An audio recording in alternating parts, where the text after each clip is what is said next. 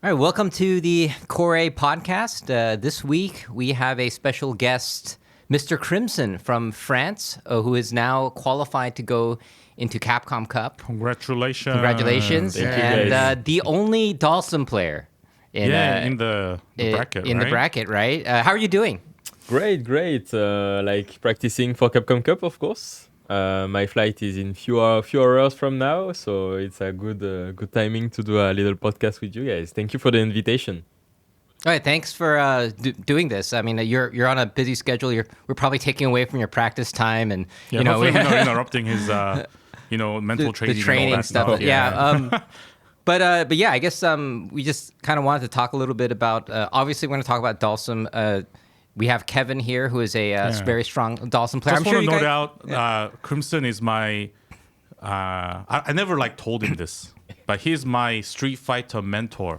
Okay. I just chose him as my mentor. Wait, are you is he your mentor in the sense that you go on YouTube and just look up all his videos, or do you guys actually do you guys actually know each other? Or well, we discuss strategies and stuff, and as a fellow Dalsum player, and it's a lot of things to learn and a lot of things to share. Being within the small Dalsim community, as we all know, Dalsim's not the most popular character, right? So yeah, actually, that's kind of one of the things I wanted to talk about, right? Because I mean, the thing about Dalsim is that even when you play Street Fighter 2, he's the weird character, right? I mean, everybody else. Okay, there's Blanca who looks weird in terms of he's not human, but Dalsim has stretchy limbs, very long range attacks, and of course they wanted a character that probably had normals that can go across the screen like that. Something special that is not real. I guess. But of course fireballs aren't real already. But I'm saying the creative design of Street Fighter. This is for the people who like the lore of video games. It's an interesting design. You would say it's not normal to have a stretchy arm and all that stuff, right? But then to be a staple icon and character in a fighting game, and then for us players to take that into the next level to go competitive with it is another story on its own. Yeah, and I think it's actually more interesting than that. That he just has long limbs. I think fighting games will try to make longer attack ranges with giving them a weapon or a sword or something, or a whip. If you look at Axel in Guilty Gear, he's got the chain that goes across the screen, and you can whiff punish a chain and everything, right? Yeah. That's kind of unrealistic, but at Dalsum he has limbs, so you can actually whiff punish him, and it makes more sense in that way. Yeah, it makes more sense in the fact that whiff punishing him makes sense, but he has stretchy limbs, so that's not realistic. But okay, so he's a super unorthodox character, and of course, you Dalsum players have to think and approach the game in kind of a different way, right? Yes. How your opponents see you. So I guess one of the things that I want to ask was, I guess being a Dalsum main, and you are actually a Dalsum main, I think you almost never change characters except for maybe that one time in Street Fighter League where they did the band pick. Oh, the band pick. That was... Yeah, we can talk about that later. I was so hurtful watching it. But we can talk about that later. Yeah, we can talk about it later. But playing such an unorthodox character, I mean, what is the approach that you have to take with at the highest levels of Street Fighter, playing someone like Dalsum that you think is different from, let's say, a Ken main or something? Yeah, so at the very beginning, I wasn't a Dalsim player first. I was a Viper player, Sea Viper. That was a character that I loved a lot in SF4. Really technical, really aerial. Yeah, that's why I'm calling myself Mr. Crimson, by the way. It's the nickname of Viper is Crimson Viper. And Crimson Viper. Yes. So that's the origins. Okay. Exactly. And I was a big fan of Viper, so I thought that was a good idea to take this name. And SF5 came out. I played Laura. At the beginning, it was a common grab character, so she was struggling a little bit against Zangief, Birdie, those kind of character. And I realized that nobody plays Dalsim, almost, and Dalsim might be a good counter pick to Laura. And I started playing Dalsim. Yeah, I started playing Dalsim, and I had a lot of hard time with this character. I realized really quickly that this is not difficult. Yeah, it cannot be a counter pick character. You cannot counterpick Dalsim and just have a side Dalsim character. You need to be a Dalsim main if you want to have an efficient Dalsim. So I made the choice. The playstyle of Dalsim was reminding me a lot of Sea Viper because It was a neutral control character, really aerial character, and also a good offensive character. People expect Dalsim to be zoning only, but I think the funniest Dalsim in all the Street Fighters area was the offensive Dalsims. So I think about aggressive Dalsims are very interesting to see.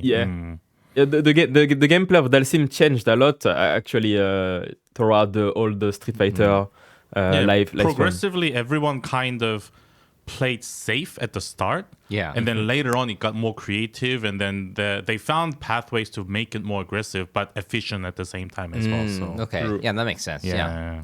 I think the drill was the move who start the offense with Dalsim. Even in SF2, he had some possibility to be offensive and to like be dangerous for the opponent. Street Fighter 2, I remember Dalsim was definitely for the competitive players, he was one of the most aggressive characters because people found out drills were plus on block.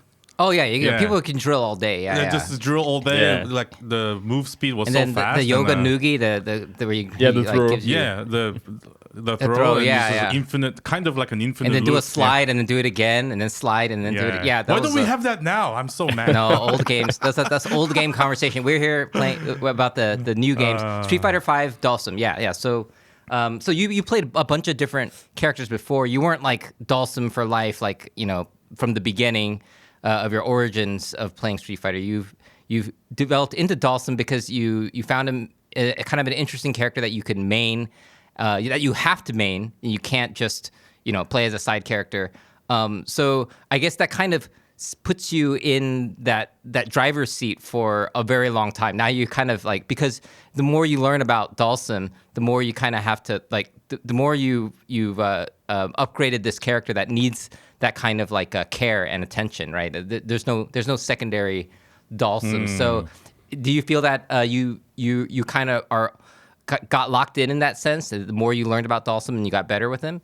True. That's also why sometimes people don't understand that. Dalsim in SF5 and SF6, I hope for now have pretty much the same future, if I can say. The beginning of Dalsim usually are pretty weak in most of the game. I think about SF4, also SF5, maybe SF6, because most of the game, the early game, are more based on offense, big damage, plus situation on block and like snowball situation. And the more it goes, the more they decrease a little bit the damage, the more they give defensive options, and the more Dalsim have an opportunity to shine. So some people don't understand that I invest in Dalsim because I think that the character will and have on long spawn game. I want to be there in 10 years, and I think that Dalsim will be stronger in the end of SF6 than right now and few months ago. Yeah. So that's why I invest myself in this character, and I also like to play him. Also in terms of diversity, I done martial art in my life. I did many martial art, judo, boxing, and all the stuff. And I realized that diversity is something that make your sport rich. If we all play Ryu, it's boring. So that's why I try to invest in this character. Yeah.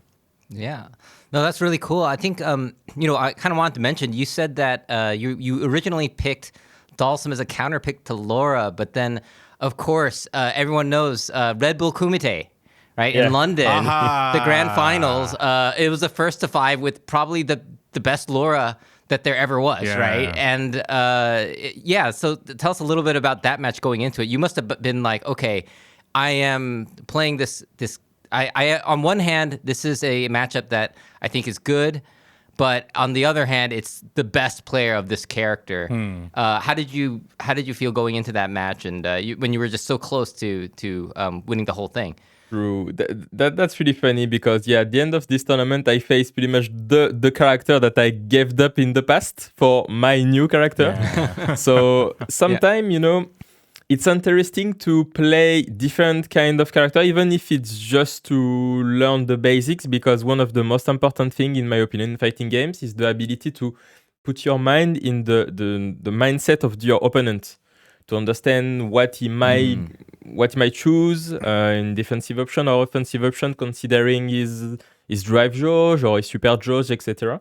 And I think the fact that I played Laura helped me on some games that I've done against Idom.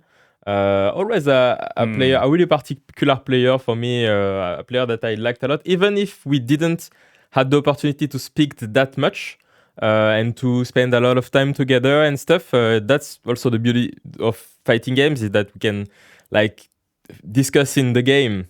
Every time when I play him, he show me something different, and I can adapt or try to adapt. So yeah. That matchup, I do have to also kind of add in like the famous quote from Idom when he won Capcom Cup is that he likes the play style where he doesn't want the opponent to think about the next move.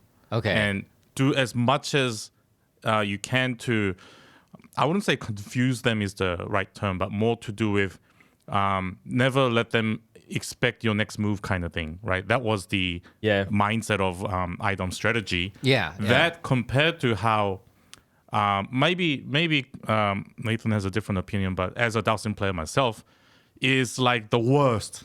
It's like I have to play. Not that I'm saying I'm this type of player, but I like to play in a like a progressive and constructive way. I build up the strategy based on the statistics of the opponent, right? Yeah. But if a player like Idom appears, I'm like, you got to throw that away. You got to throw it all out the window. The move that he did 2 seconds ago is I collect the data, and then 5 seconds later I realize, okay, I collected the wrong data. So it's an infinite loop of regretting that I'm learning something from the opponent. And that's something, like a very chaotic strategy. That's something I like also about fighting games, is that your psychology, I mean personal psychology, might be interesting to pick a character considering your own psychology. Dhalsim player is for very specific person, I think. Me, I think that I have a good psychology concerning Dhalsim, because I'm pretty calm in life. I don't stress myself. If things go wrong, then I try to not panic. Most of the bad things happen when you panic, so I try to stay calm and composed. Maybe some players, like to say about Adam, but there is like I don't know, Takamura, who play really offensive. Takamura. I've seen his Akuma in 5. And same in life, they accept the risk. They are different press psychology, and I think that's really cool to pick sometimes even if you pick the top tier, it might not fit you. I think it's interesting because like there's kind of an image of what kind of person a certain character main is, right? It's like obviously there's like the Ken player. Ken players kind of have a little bit of a maybe not the greatest image, although thankfully like people like Tokido has maybe elevated the Ken player. But like you have like I mean I remember like in Street Fighter 5 the Alex mains had their Discord community where they talk about how they almost won. Like every time it's always about, oh man, it was a good match, but we just wasn't enough, right? And but like for the Dhalsim players, I guess what would be the thing that kind of defines Dhalsim players? I mean, on first thought, I would imagine like Dhalsim players kind of like to tinker and like and mess with things and try to find new ways and new ways of thinking about how to use the character and because there's so many different things that Dhalsim can do. I mean, he has his like sweep was a slide in Street Fighter 2, right? And like he still has like the slide, the low move that goes down. It's not like a low medium kick that cancels into whatever you want, right? It's like he has like just different moves all across the board, and of course no reversal. I think like Mr. Crimson mentioned, a character like Dhalsim is somebody that wants to be, the thinking and not just mashing DP like a Ken player would, right? So it's like there's kind of like a classiness to it at the same time, but then there's a hipsterism because it's a character that's like I don't play those mainstream characters, right? You play like you're a Kyle player, like it's like there's like this specialness to the. I call it discipline. Discipline, kind of. Okay, all right. So you need a certain discipline to. First of all, to be happy with a Dhalsim. Okay. Because you can play Dhalsim and you can be good with Dhalsim, but sometimes you're not happy with it. And that's Oh, fine too. okay. But if you want to be happy and you think that you're on the right path and you're okay with the small struggles, knowing that it'll reach a greater goal, I think you need a certain discipline to be a greater Dalsim player. That's All what right. I I think. don't, So- how do you feel about that, Nathan? Do you think he's on the right track? Yeah, I agree. If I have to give one quality to the Dalsim player, I think it's between either curiosity, because it's really important to stay curious, to watch different. It's a really rich character. You have many things to do in the game. There is many play style. You can go offensive, defensive, neutral control. You can spend your meta by a lot of ways. So I think watching all the Dalsim players, exchanging with them is really important. So curiosity. And second, I will say adaptation, the ability to change things who does not work to do something else, which is pretty hard, I think, in fighting games, even in life, actually. So yeah, adaptation and curiosity will be my two picks Yeah. for Okay. the good quality. Yeah, very cool. I guess maybe we can go back a little bit. One of the first things I wanted to ask, usually it's the icebreaker for these podcasts, but I was just I'm always curious about people's gaming backgrounds, because nowadays there's people from all different ages and generations, and I think you're more than a decade younger than me. And your gaming background growing up is going to be different from mine, which is You don't look like it's How old are you?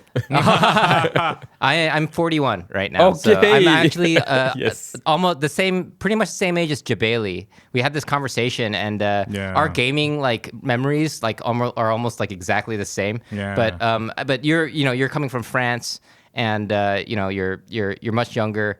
I guess it wasn't about your first Nintendo NES or anything, right? So what was how did you get into gaming? Were you on a console, PC, or was that even a thing? Like many other people, I got introduced pretty much into gaming by my uncle, who was playing many kind of game. He gave me a Dreamcast in the past days, who was Nice. one of my, even now is still one of my favorite console. And actually, I play with a kind of Xbox 360 pad because of the pad of the Dreamcast. I love the feeling of the big pad with the joystick. It's so bulky as well too, right? Yes. Yeah. Yes. Yeah. And in terms of games, I played a lot of games. I love Metal Gear Solid. I love Final Fantasy, of course. I have in my scholar time, I spend a lot of time playing video games and inviting my friends in my home to play different kind of video games, Dragon Ball Z, pretty much everyone. And I always like fighting games still. At the beginning, I was playing Guilty Gear, I remember, with my uncle. Then he showed me slowly but surely, the Street Fighter scene. In France, there is a commentator who was creating content in French in those days on Street Fighter 4. And his name is Ken Bogard. Ken Bogard, the legend. Yeah. In France, he's a really big name. Introduced a lot of people in fighting games, me as well, of course. And I realized that my passion was something that people was able to monetize, to live from, to travel, was something who was getting people richer, but mentally, and it wasn't it wasn't the stereotype of gamers that we could expect, like when I watched Tokido or those kind of player. And I decided to try if I had the opportunity and to travel to tournament and to do those kind of stuff. And I've been really lucky because I got my first sponsor really fast. And Street Fighter 5 came out, and I've been able to qualify for the Capcom Cup, and slowly but surely things happened. So yeah, that's pretty much my gaming background. I do think I remember Mr. Crimson playing Sea Viper in the 4 days. Yes. I don't know which tournament it was, but definitely, I mean, this was during a time when was it the different Street Fighter iterations were kind of like that's how you divided the generations. What part of Street Fighter 4 did you come in? Was it vanilla or was it a bit later? A bit Like in later. Super or AE or Yes, AE. Okay. AE. I It was think, AE. Yeah. I already start to watch few of those vanilla games and stuff, but I was playing like the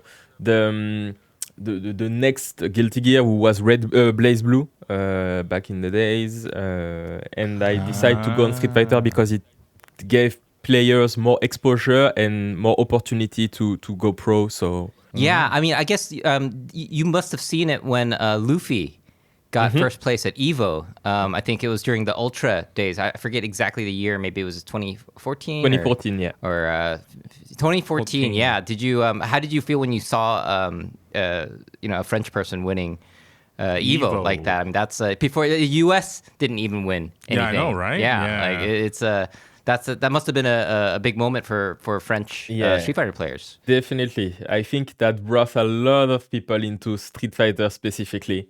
Many people start to speak about Street Fighter, to invest in Street Fighter. Like the whole area in France changed after that win. And also same for me. I already had the goal to go pro before that, but that win showed me that we can do it, even from France, and it impacts a lot of things in me even right now. Like for example, when you create content in fighting games, you have few ways to do it. First, in terms of language, we want to touch like a bigger scene, trying to speak English, even if my English is not perfect. Sorry, I know it. No, it's It's perfect great, for it's us. great. Yeah. Or you can try to do it with your like native language, and of course you're gonna have a smaller scene, but you might have some other good thing who will come out from it. There is a sentence in France who say it's better to be a big fish in a small pool than a big fish in the whole sea. You know? That's right. Yeah. That's always a question of That's an interesting thing to put it. And how do you feel about that? Like, I guess Street Fighter is kind of the big C, right? And you're kind of going after that. But then you're also like a big fish. You're in Capcom Cup, and so that's kind of seems like the reaching for the skies in a sense, right? True. And this idea of like being a fish is that which community I want around me.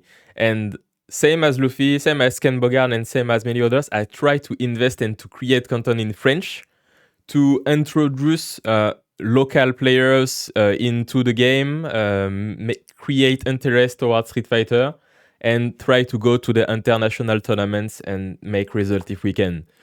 So yeah, true. Now I'm in the cup for like many years. I think maybe my win like at Red Bull Comité inspired some French player also, same as I was inspired by Luffy winning, so the cycle continue, and I'm really glad of it. But yeah, in my opinion, creating content in French, and now I'm working with a French team also, esport team, which is Aegis.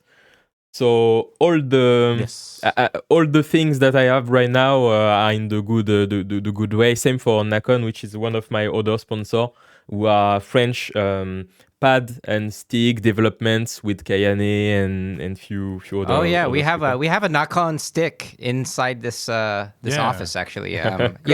We always called it the Kayane stick, right? Yeah. Yeah, we just call it the kindness thing. I hope she understands. Of course. Wait. Look. Oh, I you have got one also too? my pad. Oh, the Nice, knock-on nice. pad. Oh. Wait, So is that? Oh, Yeah, that's it's Mr. me, it's me. Crimson on the Nice. box. Oh, that's so sick. That Okay, is cool. awesome. I want my yeah. face in a stick too. Oh, you gotta I'm gonna win. win Evo, I guess. Yeah, you're playing the right character, but you're not. Okay, Yeah, okay. you gotta. Long way to go. Yeah, so in terms of content creation, I'm this is an interesting topic for us because we make content too, obviously. But you said you're making it in the French language, and I guess we haven't checked it out yet. We don't speak French or anything, but in terms of being a content creator, making content for the French scene, is it something that you feel is very difficult to keep up with the professional career? Because I know a lot of players are doing both right now. These days, if you want to be a pro player, doing content also on the side is just that it's like a common theme. But I guess I never really asked people playing at the highest levels like you are how that fits into your I guess scheduling and playing. Is it too many things at once you feel sometimes, and you have to kind of drop an episode or put a little bit less content, or is there a way that you manage this, or do you just hire out somebody, or I don't know, like I need some content tips. That's a good question actually, because like we only have 24 hours whatever we do, and you need to manage it. Personally, for me, fighting games is a passion, so I like to give what I know about fighting games. So for me, I'm still practicing Street Fighter if I speak about Street Fighter. Even if I explain to a gold player how to evolve or to get better, for me, I'm getting better doing it. So I don't really mind investing that time. You need to be comfortable with it. Some players are not. Some players prefer to invest only into the competitive sector and try to win tournament and make money like that. But I think, which is pretty cruel is not the term, but what is hard about fighting games is that the games does not allow you to be, except if you are like a MENA or some specific player, does not allow you to be only a competitive player. If you want to think on the long run, you need to create a community. You need to because it will allow you to monetize it, to stay on the line for a long period. What if you have a bad year or 2 bad years and you lose your sponsors? You need to think about that. It's really important, especially for me right now, who have like a family and a child. I would love to get another one, and I need to think about the future. So creating a community is a way for me to guarantee me a future, even if the competitive side does not work, which I work for it, and I hope it still works. But it's important to think about that, in my opinion. Yeah, I think that's kind of an interesting point you make about building a community, because in a certain sense, if you can grow the French scene through your content, since it's in the French language, and of course there's tons of English language content, but to do it in French to do it in people's native tongue is a different meaning. I know you've been working on Korean language content here and there, and so it's I imagine it's by building a community, having a bigger scene, you can have stronger competition. You can inspire people to learn the game, and this kind of goes into one of the questions I wanted to ask. Is I don't really know much about the French FGC.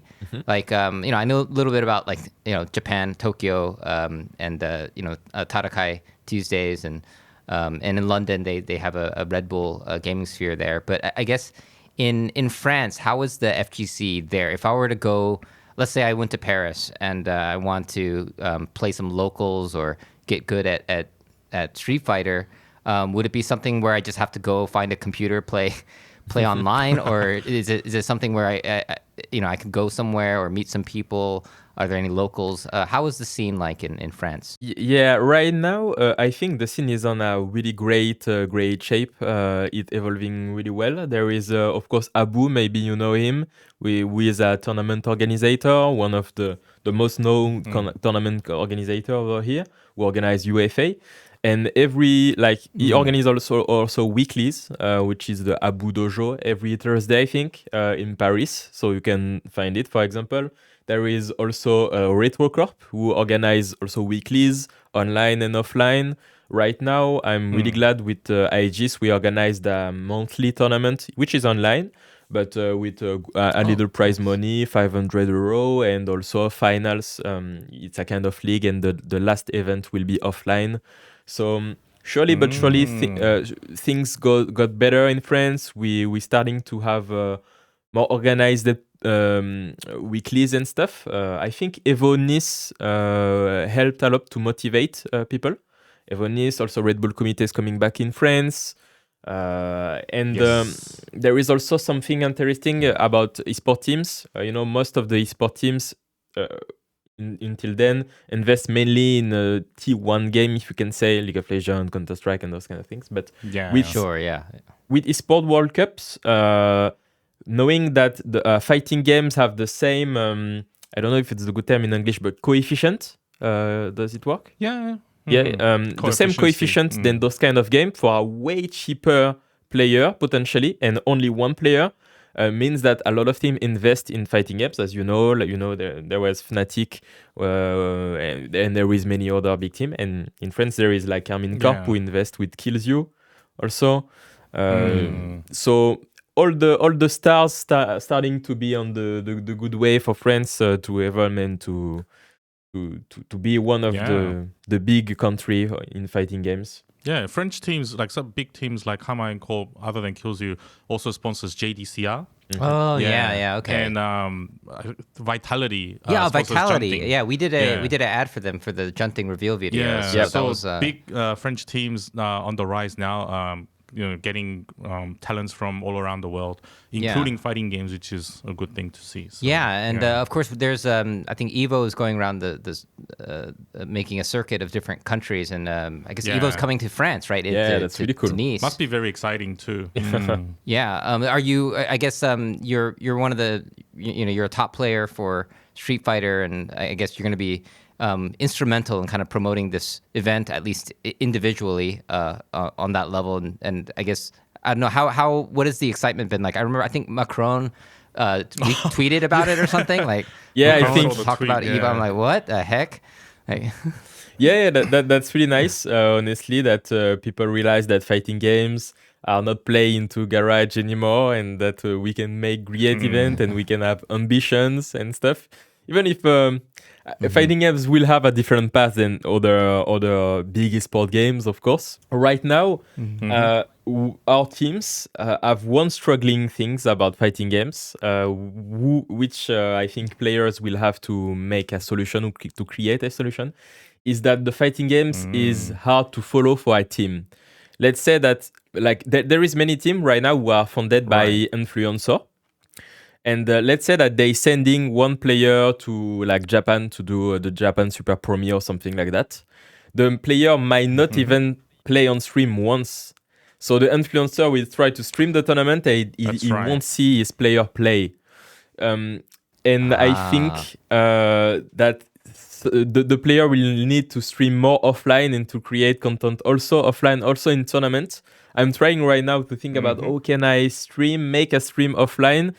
Maybe showing my screen, even if I'm in a match of pool or whatever, and be able to still creating on my content, to be able to give the opportunity to my team to follow the event on my POV. That's right. Because I see a lot of Japanese players in the recent Evos. They all have the gimbals with their phones. Yeah. Like players like Mago, Kawano, Shuto, Momochi they also all have like a streaming kit that they bring, and they are competing too. They're not just there for content, so they are busy whenever they're not playing. They'll be filming the plays, and whenever they are playing, they would give that to a friend to film their match. So they're doing a live like stream while they're roaming around. Yeah. And so they're still stream. So like the streaming game is not just at your desktop. It's now when you go to events. It's IRL stuff now. Now you can actually be a part of the event, even though you didn't make it to on stage matches. And it's a fair thing to do, and it's a great, I guess, approach.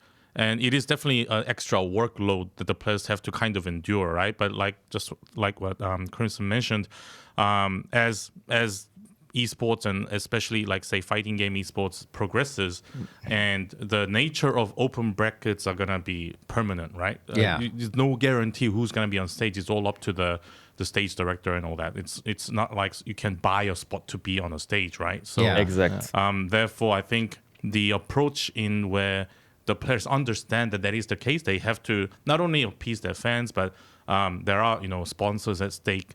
That it's a good approach that they are streaming, or at least attempting to record what the vibe is like at a venue. So, I guess for the open bracket tournaments, it might be because there's so many competitors, right? To try to make it onto the top 8 stage is just, it doesn't matter how good you are, right? You could just there's just so many good players that are all competing for such a small number of spots. Whereas like maybe something like an invitational is a place where you can. Yeah, that's a little different. That'd so, be for someone to get invited to an invitational. I think that they would get quite a bit of screen time. As a matter of fact, invitationals you can create content. Which I've even done that for events.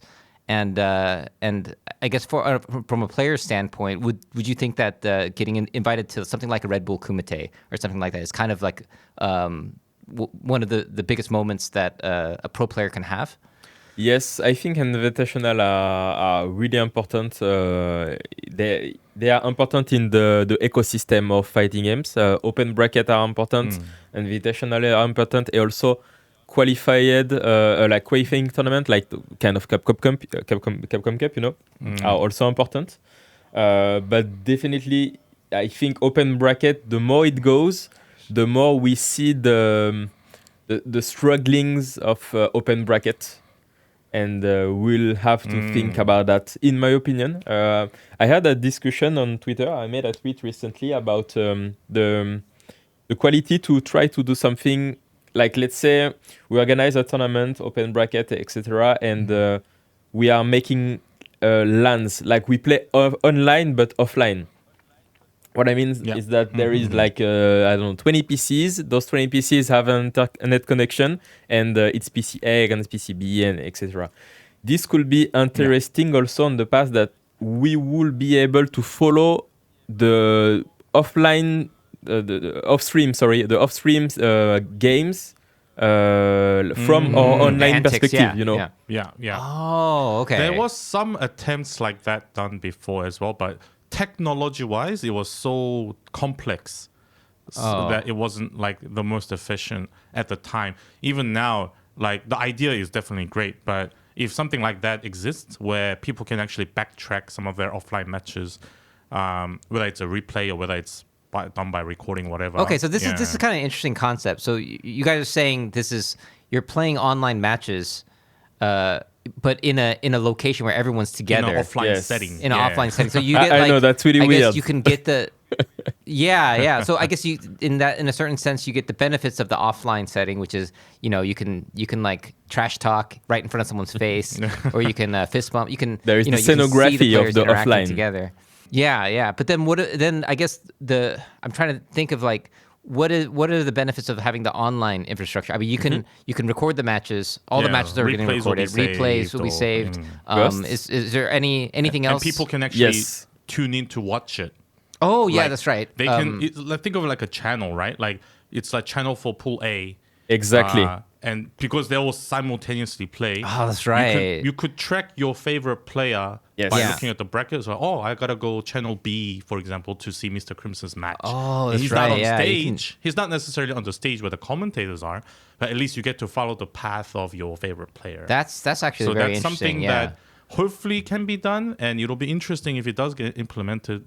See how the general audience of the fighting games. I'm very interested in that, but it also seems like it would kind of split the viewer base on some level too, because that's true. If you're not everyone's watching the same thing, but I don't know, like if it'll just be like a few like super fans. Like if I was a a super fan of a player, I can see myself doing that, and like I mean if you look at like how many off-stream matches there are that are like really hype and crazy in open bracket tournaments, especially in places like Evo. Some of the off-stream matches are more hype. Yes. The getting into top 8, that is like the craziest match, because there's one screen, right, and it's not streamed and everyone crowds around. They call that I think Markman coined the term. I was talking about it with him. He just called it the redemption arc, right? Because it's like people in losers bracket and trying to come back, but then people the arc create comes. An arc, right? Yeah, they create an arc because they're crowd. looking at that match, and that's some of the hypest like matches that you can have in an offline event. And I guess that's why people have those backpacks with the stream backpacks. They want to show those kind of parts of the event. So that's really cool. And this will have also other benefits concerning input lag.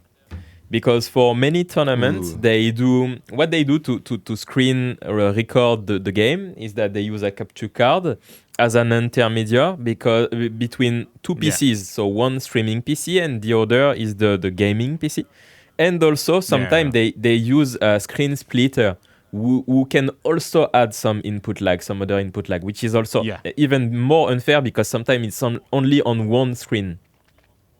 So yeah. Because one is the true capture and one is a pass-through. I heard about this. Yeah. Sometimes the pass-through monitor will have the disadvantage. Yeah. That's a real thing. Okay, that's so I saw like okay, I don't want to throw any organizations under the bus or anything, but I have heard from players that talk about there's one-sided input lag in tournaments, right? Sometimes, and I mean, obviously, we don't have to mention any specific tournaments or anything, but this is a real phenomenon that players have to deal with. Would you say, Nathan? Yeah. And for pro players, it's really, really annoying. Like I don't know. Right now, if you want to go to a tournament, you spend like I don't know, 2K, 3K, something like that, and you arrive at this tournament and you are not able to play and to do what you practice like thousands of hours for because you don't feel comfortable on the setup and there is something. So this thing about LAN online would also be a solution for this, literally. And it will be like just because everybody will then be equal, right? So that is, my mind just exploded when you told me that, because think about this. What happened was, so offline was always the gold standard, right? In the FGC, because in the grassroots tournaments, they would always make sure that the input lag was as minimal as possible in all the setups. They would there's that story, the Evo guys going to Walmart the night before and then just buying a bunch of CRTs. Because CRT was the gold standard. The gold standard even during Street Fighter 4 days. But see, here's the thing. This is what's so crazy about it. So like now, like this thing has become like very much like a big competitive gaming has become huge, and now there's like an esports thing with these tournaments, and there's a lot of prize money on the line. And because they're now like people that are working on these setups that maybe have a different background. Like, for example, if you have a StarCraft background, those guys will play online tournaments like across the world and have huge prize money, right? That's a different game, right? Having a few frames of input lag in those games is not the deal breaker, right? Whereas in fighting games, it is. So the crazy thing is, before, the online was always crap because there's no rollback netcode, right? So exactly. Delay-based now netcode. we so can online do was crap. Offline. Now what you guys are saying is that potentially it might be better just do it offline or online.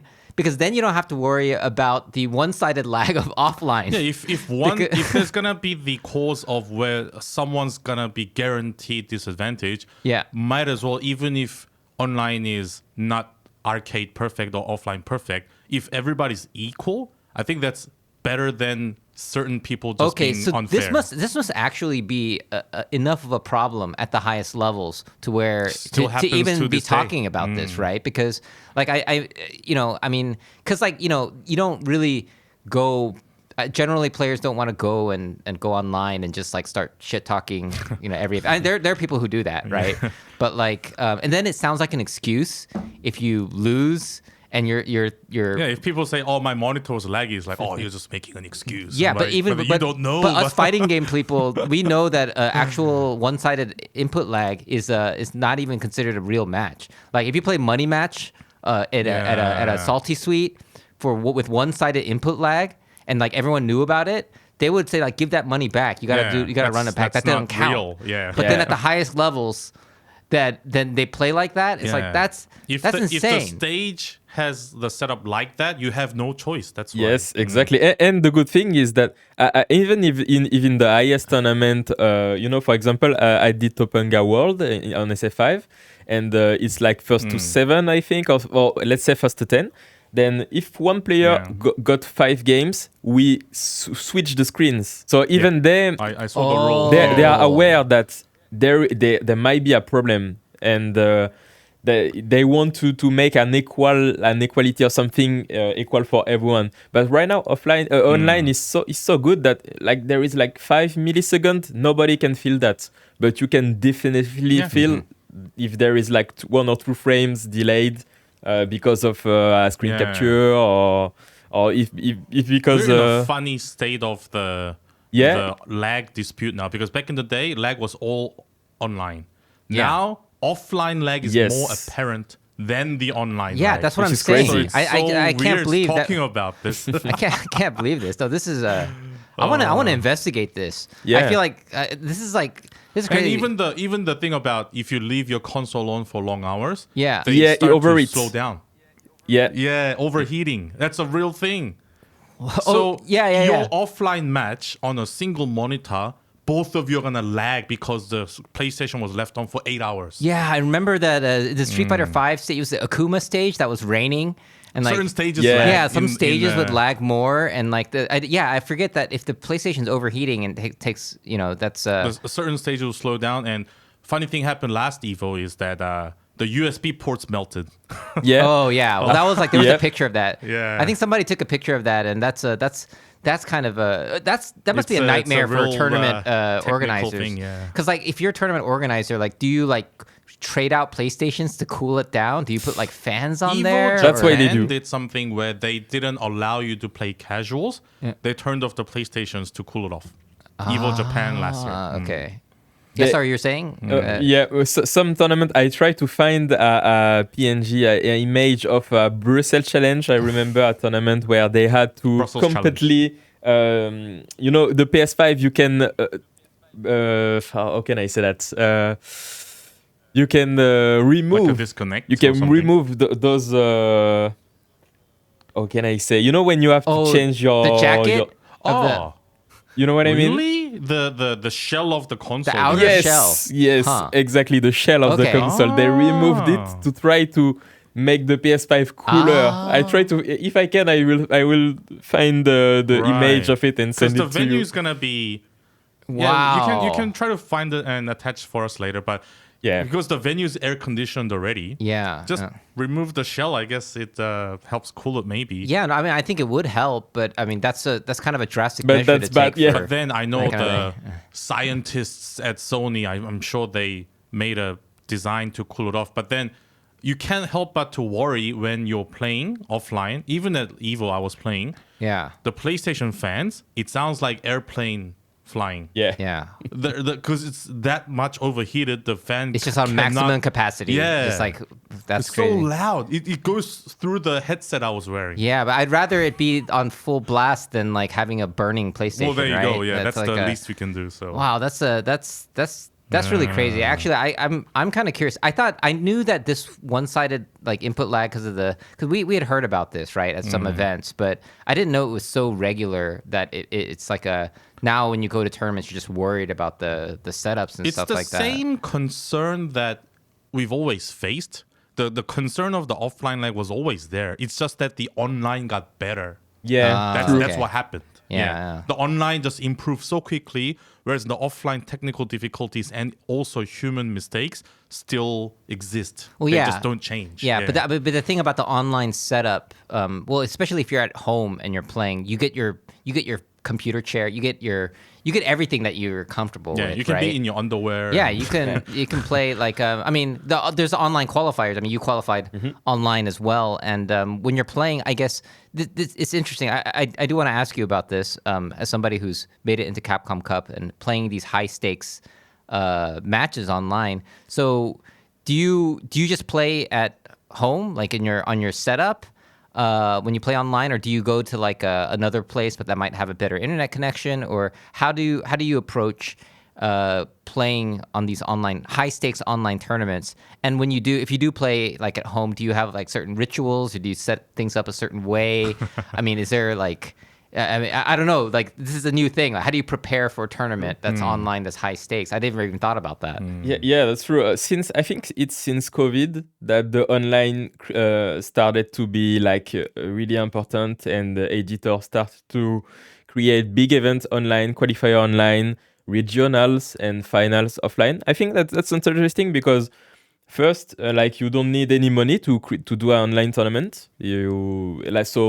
Anybody can join. Whether they are pro player, or they are not pro player, and it start to create also a lot of debate concerning like those offline tournaments and like Capcom Cup tournaments with points are pay to win, or so should they create events online? And to also answer your question, honestly, I don't have special rituals. Usually in tournament, I never eat anything during the whole day. Okay. Of course, like kind of warming up and all those stuff. But out of that, I have experience online and offline, so I don't really mind. I have to say, for some reason, it's more painful for me to lose online than offline in those kind of tournaments.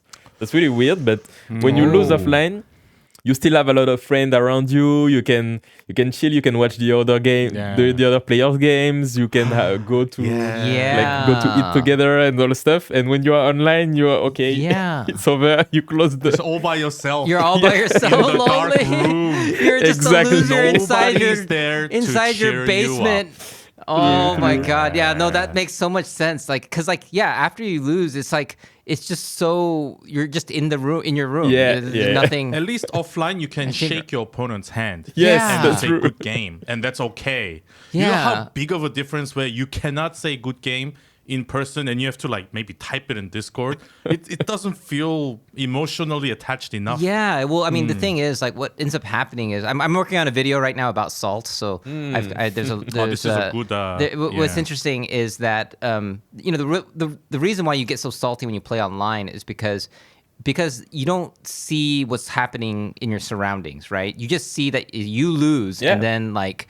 So your mind has to you starts making up shit about like what your opponent's thinking or what people are thinking around you, what this will mean, and those are cognitive distortions, right? So it's kind of interesting that even at the highest levels, when you're playing in a high stakes tournament, it's the same. You see the same thing. It's like even when you play like some online random, laggy Ken versus like a real serious like a regional qualifier. It's the Yeah. same thing that you see at the end. So.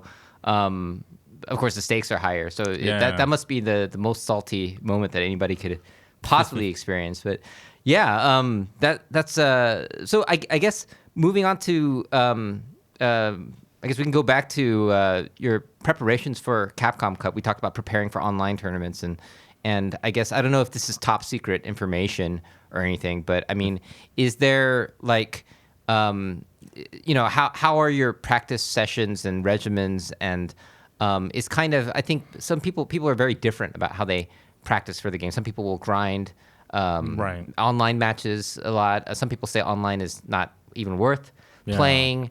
Some people just stay on training mode for like some 8 people are hours a just day like or on something. training mode 8 hours a day. Is there anything that that you do that you feel is working for you, or is it, if it's top secret, maybe we'll have to move on to something else.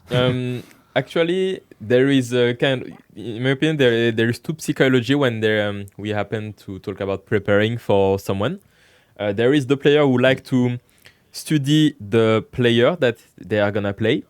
They like to do this. They take a lot. They are really offensive. They drive rush. They jump, whatever. And there is the players who like to study the matchups, scholarly, and to study the character. And whether you are Chrissy CH or Fudo or Lusha, I will study the head matchup, not the specific player matchup. And that's my psychology. I prefer to play to try to play the head, the matchup or whatever, than try to adapt to the style of the player and the composure of the player on the moment. So yeah, that's pretty much how I practice. I try to play as much as the different kind of character of the future opponent that I'm gonna play. Also, exchanging is really important in my opinion. Right, like for preparing for the CPT final, my World Warrior final, I had to play Valmaster, who beat me many times during the World Warrior path. For those who not know, there is like 5 tournaments. And at the end of those 5 tournaments, the top 8 players of those 5 tournaments are invited in the last tournament. And they know few weeks ago. And I know that my Valmaster was going to be my opponent. So I got a call with Salty Kid, which is a great Kimberly player. Valmaster is a Shenley player, but in counterpick Kimberly against me. And it worked really well during the World Warrior Plus. And Salty Kid explained me how do a Kimberly player think. And that's the thing that, in my opinion, are the most effective when it comes to prepare for a specific matchup. You need to understand how the opponent think. Yeah, no, that's a really interesting point that you make, because like I know there's some players who do focus on like the player matchup, and maybe you can get a feel for when they'll throw a fireball, so you can jump over it, or you can know some tendencies, but it's not so super reliable in some sense, because I imagine really good players at the top levels, if you study their gameplay, they might have changed their gameplay by the time that you meet them on the stage. They might have. So that can be very, very variable. But then when you look at if you're studying a character, that character's stats will stay the same. Yeah. Until they patch it, right? So when you're studying the character, you don't have to psych yourself out with, what is this player different now, Right. or because the character is going to be the same, and then now you're just kind of whatever the player's doing.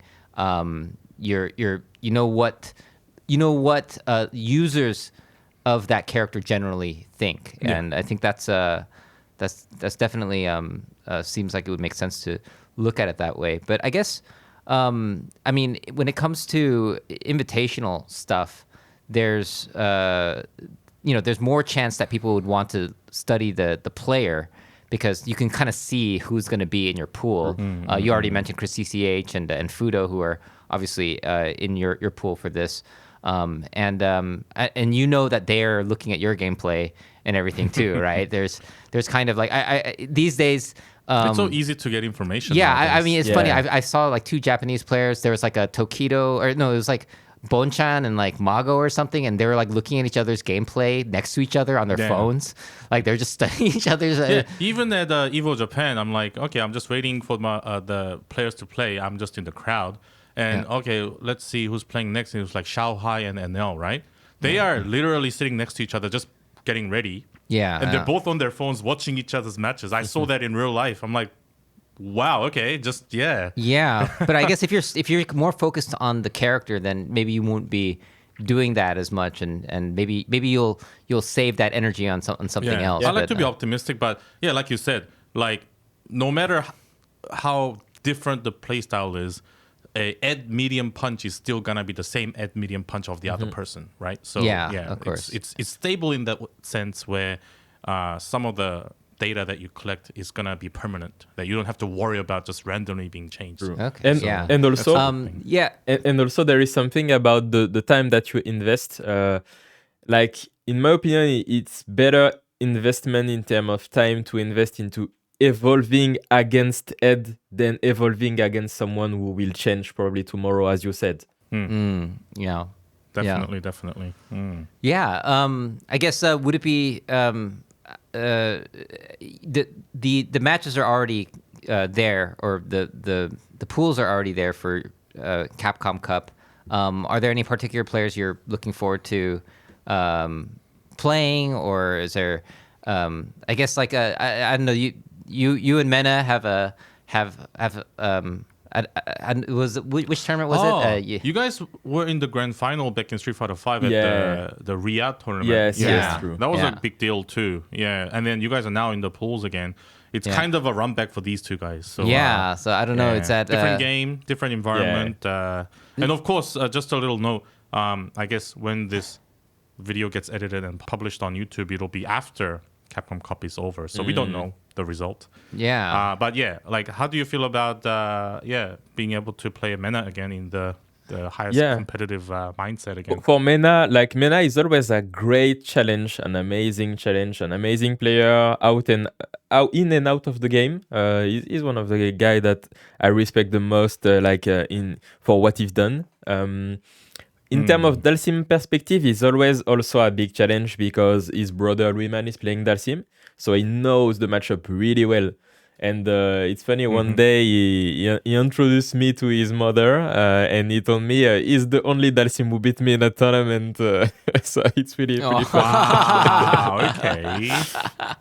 Shout out to Ruyman as well. Dalsim is very creative as well. So actually, that made me want to ask. I forgot to ask this, but you talk about like focusing on learning the character, But then, what do you do in if your opponent's like also a Dalsum player, right? I mean, that now you're playing against the character that you understand the most Yeah. in I a take way. it as for me, Dalsim mirror match is a meme. Okay. Because I always say Dalsim mirror match is never in your favor. Never. Okay. Yeah, so I'm I just don't- curious what your thoughts Yeah. are like. Yeah. You're right. I think there is not a single Dalsim player who like this matchup, who will go for this matchup, of Yeah. course. But it's also an interesting Okay. matchup. Mirror match are also really, It really is. interesting. Sometimes there is a lot of psychology behind mirror match. Sometimes you can remind Yes. to an opponent a special moves. That's Oh, the worst. yeah. I just showed him Yes. something he forgot, and you don't know that. That's the worst feeling ever. I should have just hidden my tech, but Yeah. then if I show my tech, the other guy's like, "Oh, that's right, that existed. Yeah. I'm gonna now do it on Yeah, you." like if you're like a Ryu player, you don't really think about that because every Ryu player is Everyone saying knows what everybody Ryu's like. what Yeah. Ryu does, right? That's true, But like that's some true. Dalsum stuff that comes out, yeah. Ironically, though, we say Yeah. we say every Dalsim is different, but if you actually play a mirror match, you kind of find the frequency where all the Dalsims think the same anyway. Oh my So god. it's like a very fine line between all Dalsim players of one brain cell Yeah, or yeah. multiple millions of brain cells. It's okay. crazy. Oh wow. Yeah. Okay. And I always It's so like funny, to yeah. say that there is two kind of also of player in terms of stress. When the stress come in, there is the extremely active player, the guy who will dash forward, who will do overhead, who will Yes. stress, and he will try to finish the game. Or there is there's the passive player, the guy who don't do anything, just wait. And try to adapt to what he's doing. And sometimes in mirror match, but personally at least, I'm the guy who like try to watch what he's doing because maybe I will learn something. Yeah. And there is in mirror match we like to say also that it's always the worst of the two who win in mirror match. Oh. I experienced this firsthand. Every ranked match I face another, especially Japanese Dalsim players. Yeah. Oh my god, they're so crazy. Yeah. this Yeah, is- it's like I learn something new every time I play them. yeah. And then sometimes I'm like, what is this guy doing? And then I'm like, wait a minute, this is the character that I'm Yeah, playing. you're playing this character, yeah. What have I been doing? Like this guy's doing this kind of creative things that I never knew. So Yeah, no, it's a that's very interesting experience. Yeah, that's really interesting. I guess this is kind of when you play an unorthodox character who has a lot of crazy little tricks and things that they can do. Yeah. It's just the mirror match even changes on a big scale. Whereas, I don't think like a Ryu main would feel that way. Or Yeah, for them it's just Tuesday. Yeah, it's yeah. like, oh, I do this every day. Yeah, it's Like, just oh, a, whatever. yeah. I right? think Yeah. I play Ryu, so it's like everything's a mirror match. Yeah. And I play against Ken. I'm just like, oh, this is basically Ryu. So It's a different view. it's just a different Ryu. Yeah. Oh, it's really cool. Well, I mean, yeah, I think we've hit about an hour now. It's been really great to talk to you, and I know you're prepping to go to Capcom Cup soon. Actually, I'm gonna be going to. Oh, you guys Capcom can actually Cup. meet up there. Say, So yeah, if I see you, Yeah. you know, in the sumo hall, walking by, I'll definitely say hi and yeah. I mean, if I could squeeze in one final question, Okay. though. Of course. So I'm more of of course I'm competitive, but I just enjoy the game as a whole. And I enjoy playing Dalsim, right? And there's always that feeling when I play Dalsim, or if I were to put in my position in the shoes of a player who plays a very unique and polarizing character, there's always gonna be that feeling where the win isn't deserved. You know what I mean? Like, because I only won because he has no idea how to play Dalsim against Dalsim. Oh. I wonder if you feel Yeah. that. How do you cope with it? Yeah, Yeah. that's a good question. Personally, I don't really mind if like if he has to do his job. His job is to learn every character in Street Fighter. You can't tell that you are a good Street Fighter player if you only know to play against Ryu and Ken. You need to know how to play against every character, so it's important. And out of that, that's true that is a strength of the specific character, that you might play against someone who have flawless in the knowledge of your character. In my opinion, at a certain level, it does not happen a lot. Most of the players, as you know, have good strategy. Yeah. Even at if the highest level, I guess. even if they They're are all aware their most own of the time. strategy. their own particular way to play, but everyone have a strategy against most of the character. So I don't have much this problem, but sometimes online you can just play, and that could be a trap also for you. But because if you play like Of course. with all the stuff and the opponent does not know, and you're getting those bad habits, it's really hard to push them away. Yeah, like what Gerald mentioned before, because he's working on the new Korea gaming video about Salt. There was one topic that we discussed in the office about can you be salty even if you won? Yeah. And this Yeah. was one of the examples that I brought up to him where, Yeah. like, it's not that I like dislike winning by knowledge check. It's just more of I expected a certain level of skill level. But this is, I guess, a phenomenon that usually occurs on online. Like we discussed before, online, you kind of have to imagine what they're thinking or what kind of strategy. Yeah, 'cause you can't see them, Because yeah. you can't really ask them, right, Yeah. in person. That's the difference between online and offline, a huge difference, right, Yeah. in terms of environment. So, yeah, I guess, I just was curious whether you get salty if you think certain achievements weren't deserving as much as you think. Yeah. And also whether you have a way to cope with being salty from a certain match. Yeah. Yeah. I think just wanted even- to pick your brains on that. So. Even if you win by knowledge check, it's okay. You have to be happy and to be proud of yourself.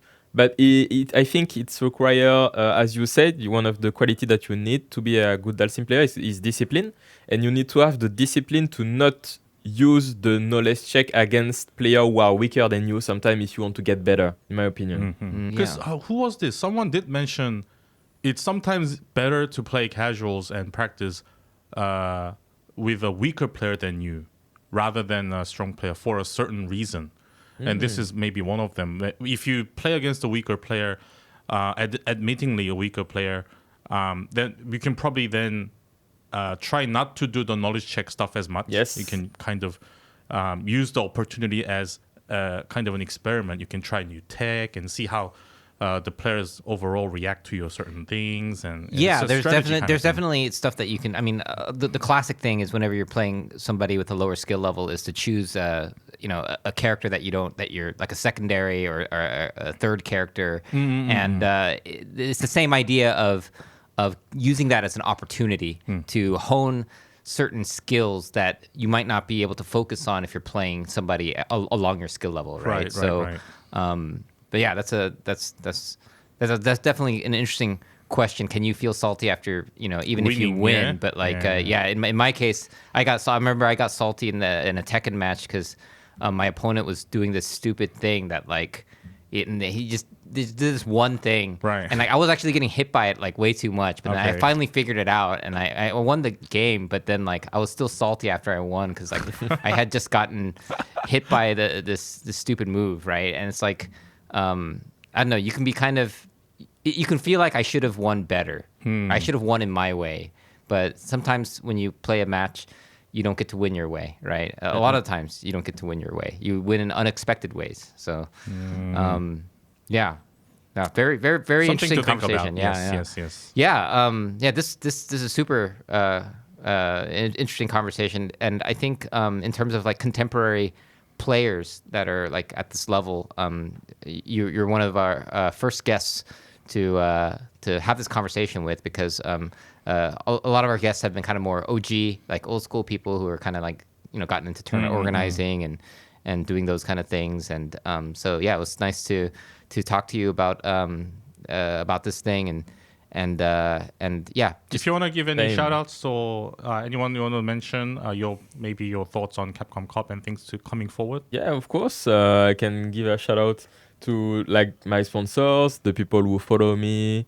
Of course, they are really important. We used to say that fighting games is a 1v1 games, but other people around you are extremely important to give you strength and courage and to stay in and to stay composed and go to the next tournament and stuff. So yeah, thanks to my friend and family. Of course. Awesome. This is just my own curiosity. Do you know if people in France or if the French FGC know about Korea Gaming YouTube channel?